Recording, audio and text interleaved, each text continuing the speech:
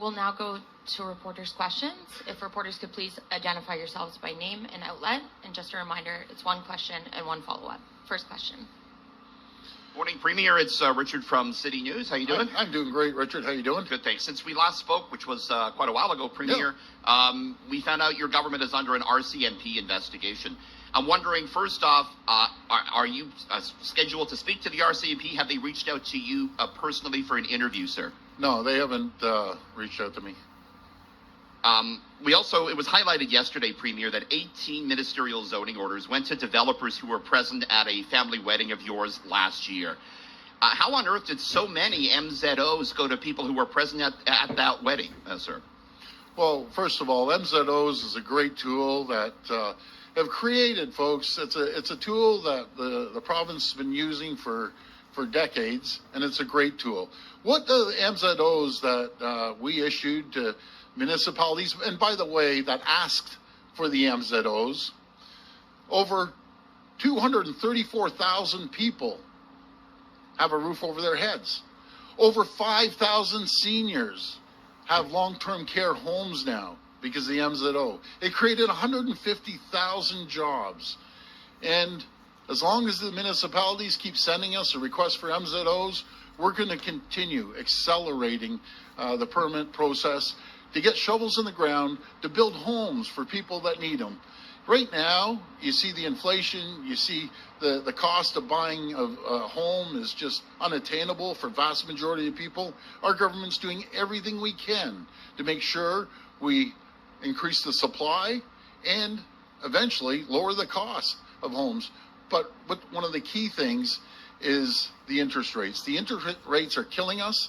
The Bank of Canada froze the interest rates both times now, and I appreciate that. But that's not good enough. They have to start lowering the interest rates to make it more attainable for people to buy homes. Morning, Premier. Jeff Gray, Globe and Mail. Hi, Jeff. I wanted to ask about these emails that were released yesterday by Environmental Defence. One of them, several of them show Ryan Amato, the Chief of Staff to your then Housing Minister, telling ministry bureaucrats about how concerned the PO was, the Premier's office was, about very small, in the grand scheme of things, plots of land in Nobleton, Ontario. He was very concerned about requests to get those lands included and cleared for development, and asking on the day those official plans were released for maps to ensure that those particular lands were in fact cleared for development. Why was your staff running around so concerned about those lands, which are owned by a man identified as your friend, or co-owned by Shakir Rahmatullah? Well, first of all, when it comes to the OPs, better known as the official plan, there's thousands and thousands of changes through the municipalities and the province when requested. But, when Minister Klander brought those to me and said, I don't like the language here, I said, just pull all of them. I've directed Minister Klander to pull all of them, like I did the Greenbelt. And we're going to work with the municipalities to make sure that the official plans that they want to move forward, and as sure as I'm standing here, they're going to make more changes to their official plans, which is a positive thing. We need to build homes for people. That's our key focus. And that's what we're going to continue to do, is work hand in hand with the municipalities. I had a great meeting, by the way, with Mayor Chow. What a wonderful person she is. We share the same values when it comes to speeding up on building homes, making sure that we build infrastructure that's needed, make sure that we build transit. So we had an incredible meeting, and I quite like her. She's quite a nice person, caring person, and we both care for the same thing. That's the people. So we're going to work closely together along with the other 444 municipalities. Just to cover then, did you instruct your staff to ensure that those lands in Nobleton owned by Shakir Rahmatullah or any other lands? No, I don't. Honestly, I don't even know which lands you're talking about. But in saying that, no, I didn't, to be very clear. There's thousands and thousands of changes. Folks, there's 444 municipalities. They make changes all the time. And I support those changes. Hi, Premier Mike Crawley from CBC. Hi, Mike. You were quite concerned about cleaning up what you called corruption in the Wynne government when you came to power, and now your government is under police investigation. How does that feel for you? Well, first of all, Mike, we're trying to build homes. There's a big difference between the previous government, that someone's in jail right now, billion-dollar scandals on the gas plants, e-health, so on and so forth. All we're trying to do is build homes. We're building homes for the people of Ontario. We're going to continue doing that with the support of the municipalities and hopefully with the support of the federal government, because I know they want to build homes as well. So that's what we're going to do. You can't bring over 800,000 people into the province every year and not have a plan to go there and house them. So we need to continue doing that. We have a strong economy. Our economy is still strong compared to jurisdictions across Canada and the U.S., stronger than jurisdictions all around the world. And we're a leader. We're a leader when it comes to tech. We're a leader when it comes to health sciences, pharmaceutical, and we're a massive leader when it comes to building electric vehicles and batteries. We're the only jurisdiction in the entire world that has 6 of the largest companies here. We've seen investments of over $27 billion, and we see tens of billions of dollars more coming to our front door because we've created the climate and the conditions for companies to come here and thrive and prosper and grow. And folks, guess what happens when they thrive, prosper, and grow? So does the population thrive, prosper, and grow. Premier, with respect, you seem to be taking some sharp turns away from the things that we're actually asking you questions about. Earlier, Jeff asked you about the Premier's office involvement in some of the stuff around Greenbelt and that sort of thing. You and your office has continued to deny that you had anything at all to do with picking the land that was chosen for removal out of the Greenbelt. Yet there's all sorts of evidence that says the Premier's office was involved. So are you being honest with the people of Ontario that you were not involved in any way whatsoever? My friend, so what you're calling the Auditor General dishonest, you're calling the Integrity Commissioner dishonest, because they cleared my office, cleared myself, said we had no involvement in it. So you can't mislead people like that. It was very clear I had nothing to do with the changes in the Greenbelt, number one. Number two, the Auditor General cleared us, cleared my office, and the Integrity Commissioner cleared me and my office. But thank you for the question. Premier, it's Jessica Smith-Cross from the Trillium. Hi, Jessica. Hi. We know you were at a fundraiser hosted by Sergio Mancia on October 20th, 2021. We now know his company documented in a letter to your office that you agreed to pursue his request to remove his property from the Greenbelt at a meeting on that same date. Did you agree to do that for him? Well, first of all, let me be very clear. We have hundreds and hundreds of fundraisers. That's the political process, no different than any other party.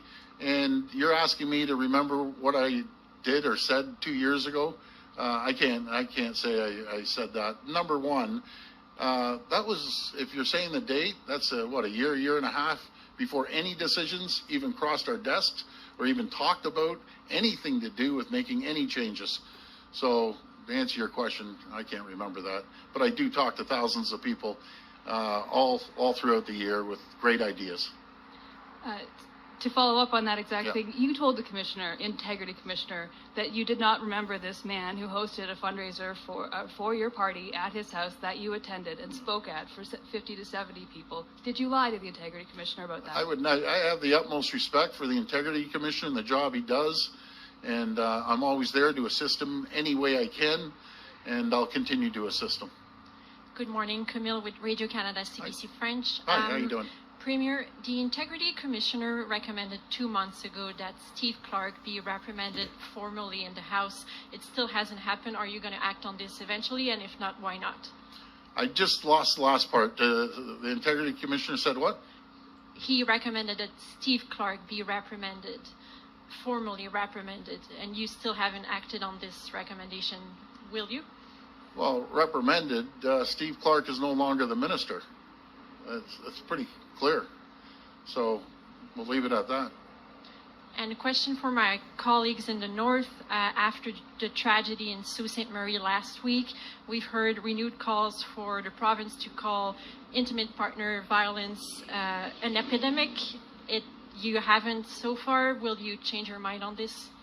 Yeah, first of all, my heart goes out to obviously the victims and the family and the whole community up in Sault Ste. Marie. They're a very close-knit community, and I'm there to support them any way I can, and we're just there to support them. What a tragedy. What a senseless waste of life. My heart breaks for that whole community. Morning, Premier. Liam Casey with the Canadian Press. Hi there.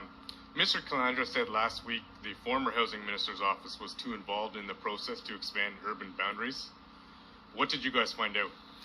Well, once the minister came to me and told me that, I said pull them all. I directed the minister to pull all the OPs, the official plans, and work closely with the municipalities.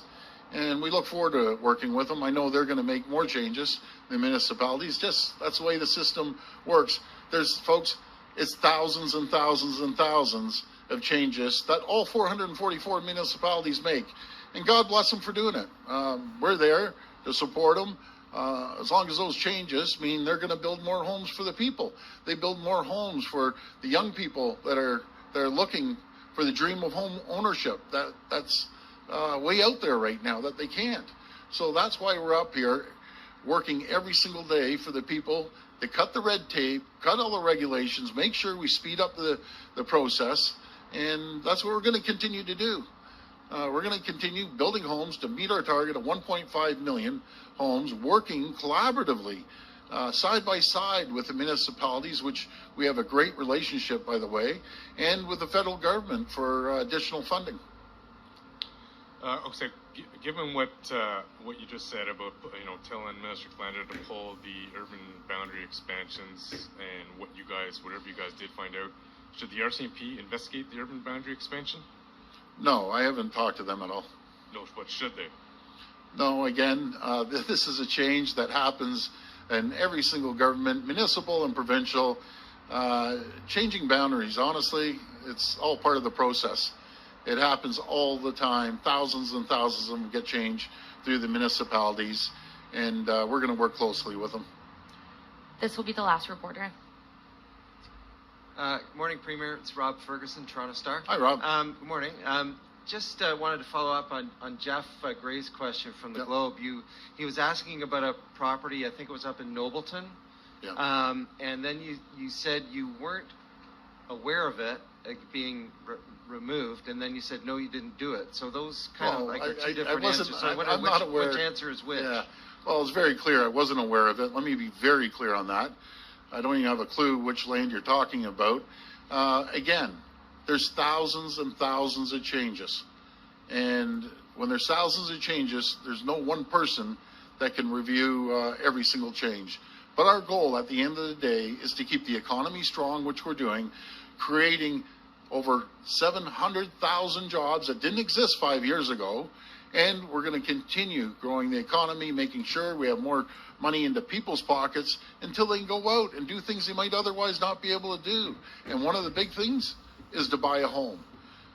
We right now in Ontario are seeing massive, massive growth, which is a good thing that other jurisdictions around the world don't see. And I've had an opportunity to talk to my counterparts in the U.S., 4 different states, and they can't believe how well we're doing here in Ontario compared to the U.S. It wasn't only 2 months ago that we created more manufacturing jobs than all 50 states combined.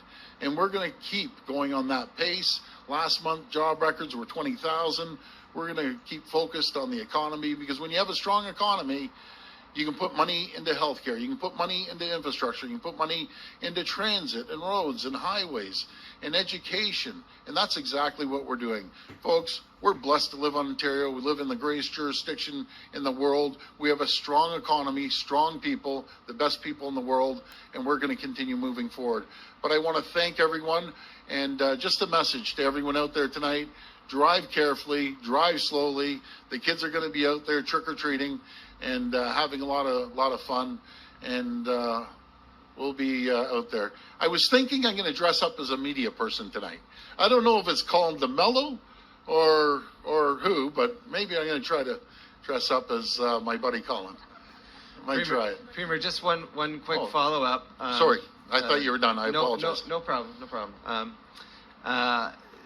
You were saying a couple of minutes ago that you and your office were cleared by the Integrity Commissioner, Auditor General. I'm Yep. wondering if, some people might hear that knowing your government's under RCMP investigation and think you're a little cocky because those probes had, probably not anywhere near the scope that an RCMP investigation is for. Well, do you not risk coming off a little too cocky with No, that? let me tell you something. I'm the last guy out there that's cocky. And you guys beat me down every day, so I'm not cocky. I'll tell you one thing. I'm confident in the process about building homes. I'm confident in the process as we move forward, working with the municipalities to build homes. That's my only goal. It's easy just to do what other governments do. They just wash their hands, walk away, and say, I don't worry about that, because in reality, it's a municipality's responsibility. We're in there doing everything we can to help the municipalities build homes for the 800,000 people that arrive this year, that will arrive next year, and the year after that. That's what we're doing, simple as that. But I want to thank everyone for the questions, and have yourself a great day. Enjoy Halloween. Take care.